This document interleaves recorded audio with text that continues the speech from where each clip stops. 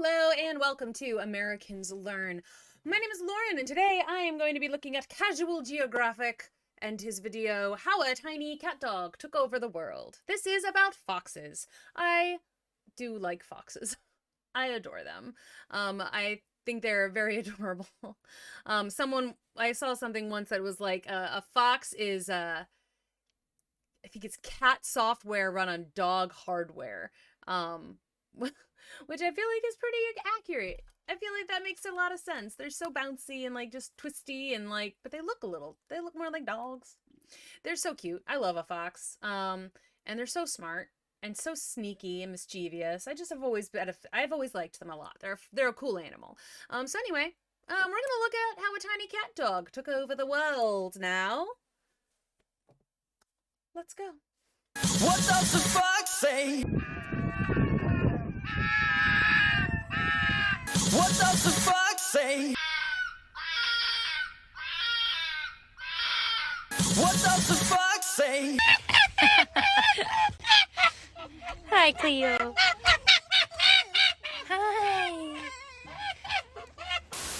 All right, They're so giggly. pop quiz.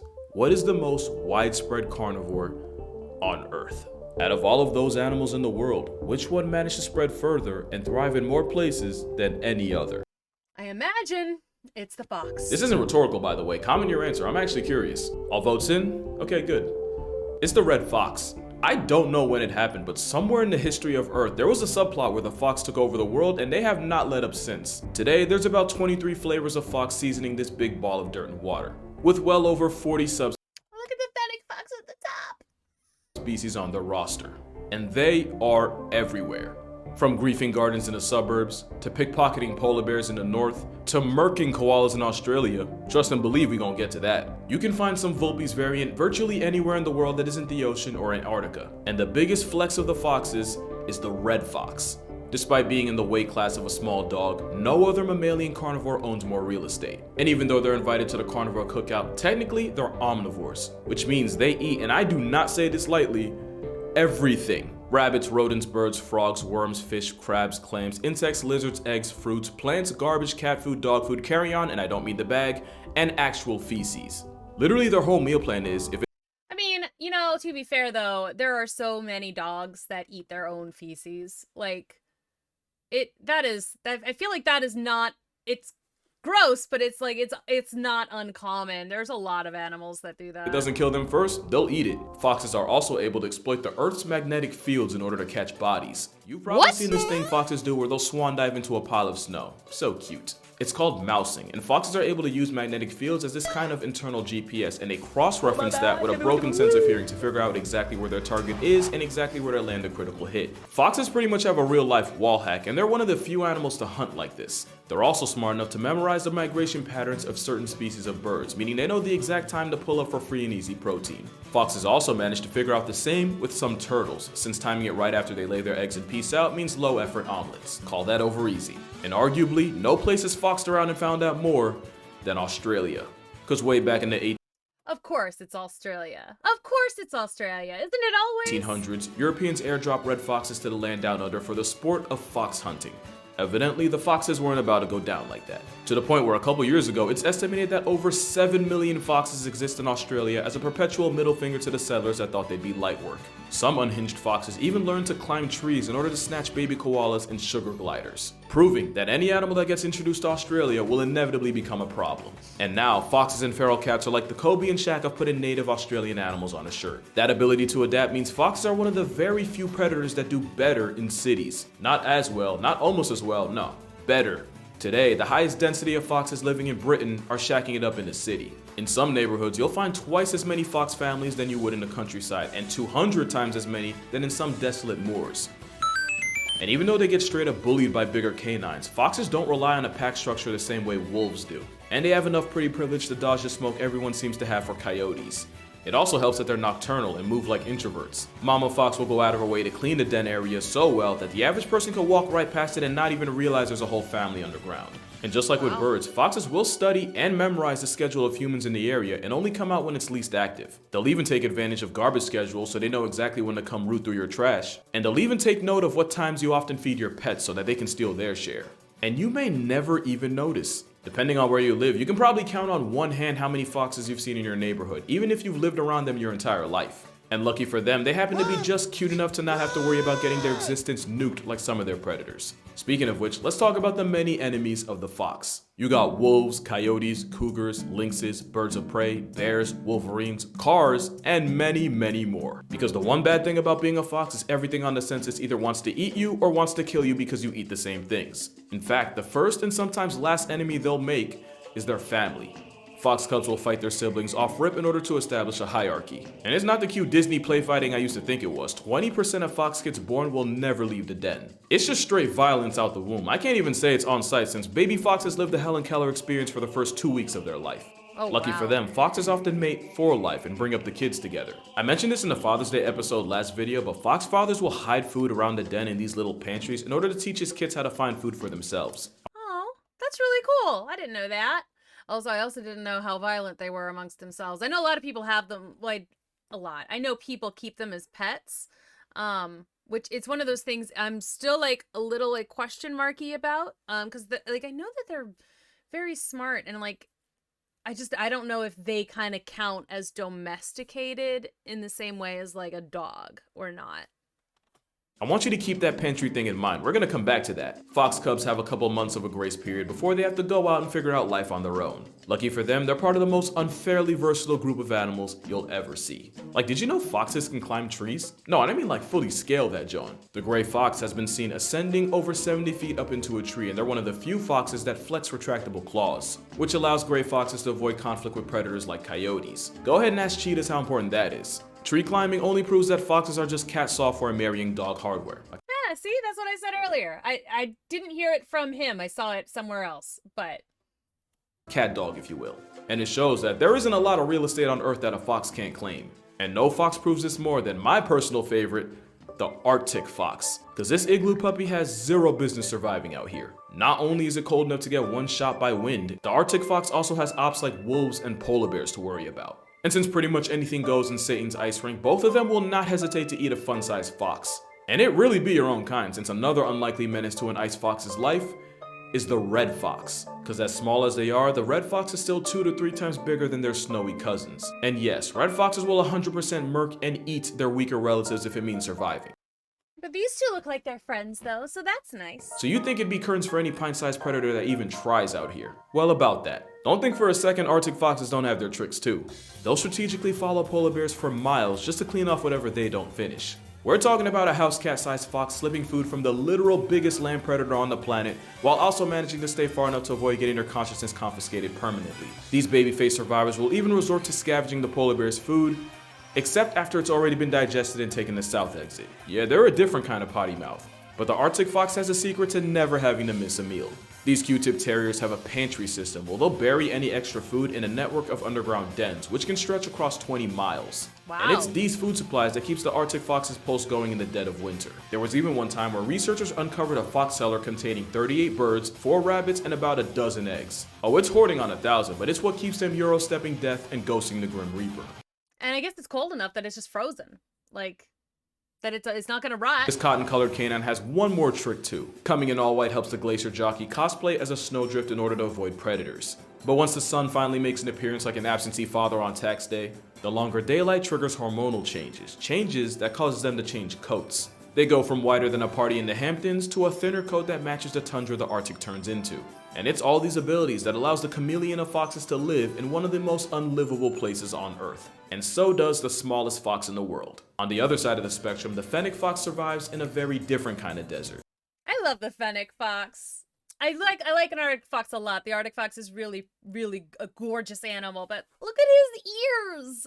They're so cute. It's the smallest canine in the world and could probably get bodied by a chihuahua. Those massive ears are good for 3 things. Increasing their overall surface area to help keep them cool, the same way elephant ears do. Helping them pinpoint the insects, lizards, and rodents on its grocery list even while they're underground. And for looking absolutely adorable doing it. Like I said, foxes are broken. Especially since fennecs can live off the moisture they get from food and by licking the dew from their dens. Not only that, but their kidneys are actually designed to function off very little actual water, making this travel-sized fox one of the few animals able to survive in the desert without drinking actual water. And as a human, you tap out from life after about 3 days of a water fast. In fact, where the fennec fox may never have to drink at all, the average adult should drink about 48 ounces a day. That's just over 2 of these, which can often feel like a chore, but Airup's flavor pods makes it way easier. These pods actually manage to trick your brain by using scent flavors traveling to your brain to replicate the taste of whatever pod you chose. Whole time you're just drinking plain water. Just fill the bottle up, pull the pod to activate the flavor, hold the bottle upright, and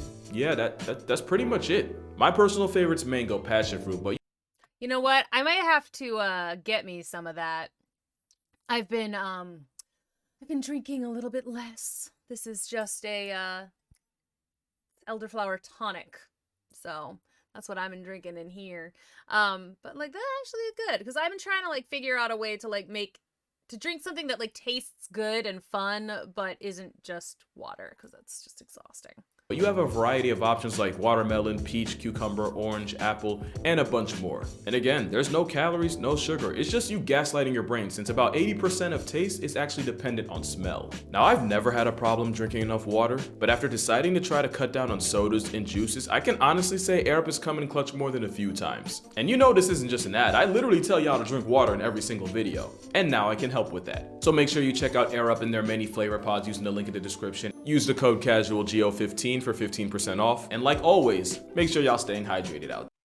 All right, and depending on when this video comes out, it's still pretty new when I'm recording this, so maybe y'all can use this. Hydration isn't a problem for a pocket-sized sand pup.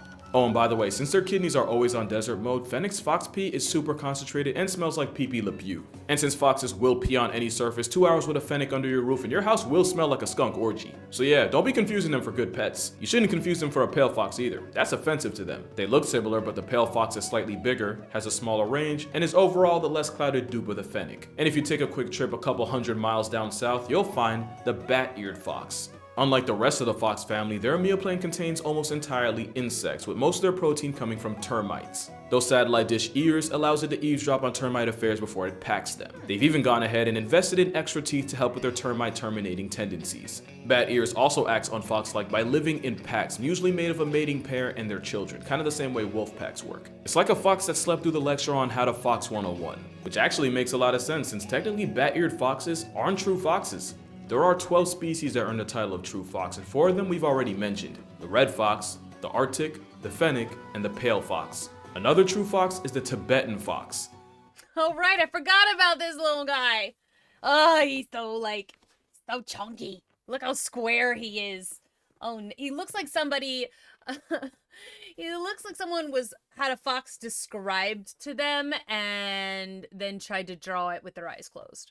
No, I'm serious. That's exactly what they look like. Like a reborn human realizing reincarnation ain't always sweet. Or like nature got drunk and tried redrawing foxes strictly from memory and then uploaded it as a dare. It's the only animal able to side-eye you while looking you dead in the face. A picture's worth 1,000 words, and every image of a Tibetan fox tells a story of apathy, indifference, and a splash of contempt. Now you might be wondering why this fox looks like an AI-generated Renaissance painting. Some say it's to help them cope with a windy environment. Some say it's because their skulls are specialized for carnivory.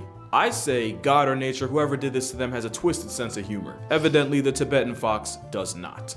Also, you know the whole coyote-badger team-up that we all love so much and can't get enough of? Apparently, the Tibetan fox has the same type of arrangement with Himalayan brown bears, where the bears will dig out pika burrows, that's a pika, and force them to run on land, where they get chased down by the fox. The fox isn't the digger the bear is, but the fox has better foot speed, so like any true dynamic duo, they cover each other's weaknesses, even if one of them looks allergic to oxygen. I'm gonna run through a couple more foxes real quick. We have Blandford's fox, found in the Middle East and Central Asia. They're easily the goats of foxes, able to scale anything short of 90 degrees and able to do the equivalent of a 10-foot box jump by leaping onto ledges. There's the kit fox of the Southwest, also known as the San Joaquin fox, and they're basically the American edition of the Fennec fox. We can't forget about the Corsac fox of the Mongolian steppe and Central Asian deserts. Then you got the Cape fox of South America, and the slightly bigger Indian-based Bengal fox. I was not kidding, unless you're neighbors with the cast of Happy Feet, there's likely more foxes in your area than hot singles just dying to meet you. Also, it is kind of interesting to me, like, I didn't know about a lot of these types of foxes. It is interesting to me that the giant ears that I like about the Fennec fox so much are actually kind of more the norm. Foxes come in so many forms. Nope. Yay, Fennec! Alright, the marble fox is pretty. The silver fox. Like Rupert Graves. Gray fox. Kit fox. Swift fox. Crab-eating fox? That is not a clever name. Darwin's fox? I imagine Darwin found him. Is that the pampas? What does that say? Pumpus? Pampas? It's hard to tell. That they even have their equivalent of a shiny Pokemon. Ladies and gentlemen, I give you the cross fox. It's actually a red fox with partial melanism. You know, the same thing that turns leopards and jaguars into black panthers. They're more common in Canada, where up to a third of the red fox population has this bimelanated alternate skin. And even rarer than them are silver foxes, which is just a red fox with complete melanism, gang. Cause yeah, red foxes aren't always red. Like I said, foxes exist in many forms, but there's one final form not even they saw coming. Pets. That's right, there's a population of domestic foxes in the world as we speak. So, okay, this is what I was talking about earlier. I hope he's gonna tell us if it's actually a good idea or not. Basically, the lore goes, this guy, Dmitry Belyaev, asked a question. How did we go from this apex predator to a lapdog? So he and graduate Ludmila Trut tried to see if they could replicate the wolf domestication process, except with foxes. They created a fox farm with 100 vixens and 30 males, and which foxes got to mate depended on which ones were the most tolerant of humans. The most human-friendly foxes fornicated, and this process repeated itself with the next generation. Essentially, they were selecting for traits that would make them the most fit for human companionship. And as the experiment wore on, the foxes went from not fearful of people, to tolerant of people, to actively seeking out people. Later generations would develop an affinity towards humans, sniffing and licking people, and even replacing the aggressive yips and shrieks with more passive whimpers and pants. But what we weren't expecting was, as their personalities and attitudes towards people changed, so did their bodies. The more people-friendly foxes sported droopy ears and curled up tails, which is pretty different from the upright ears and downwards pointed tails of their wild cousins. And after decades of... The more tame ones had less vertebrae. That's like, that is fat. And that didn't take long at all to like change. Like those photos were in color, dude. Like that didn't take long at all. Successfully playing God with foxes, we now live in a world where you can adopt and own a pet silver fox. Now here's a part of the video where I tell you why you ain't ready for that. They poop and pee everywhere, and there isn't a surface in the house they can't get to. You little shit. They scream, especially at night. You'll be finding out what the fox says while you're trying to count sheep. Not to mention you're probably gonna sacrifice furniture for their happiness. That combination adds up to a good chance you're up at 3 AM cleaning fox feces off the top of your fridge while cursing yourself for not just getting a hamster. You can probably find a way to make it work if you do the research and you're committed enough, but, and I'm gonna say this as many times as it's applicable, if you're that willing to sacrifice your sleep, sanity, and social life for a screaming, pooping, deratio of a creature, just have children. Because foxes are great wild animals, but they can really be some mid-as-hell pets. But that's going... Fair enough. I will just be satisfied with watching the people who have decided to get a fox pet and like just enjoy some of that from far away. I'll do it for this video. Friendly reminder that I do have a book out. It's called 100 Animals That Can, Redacted, Kill You. Link in description if you're interested. Shout out to Arab for sponsoring this video. Shout out to you all for watching this video. Drink water, wear sunscreen, touch grass, hug your parents, and I'ma see y'all in the next one. Oh yeah, and happy birthday to me. I love you. Are you my porky potato? Are you my porky potato? Hi. Hi. Oh my gosh.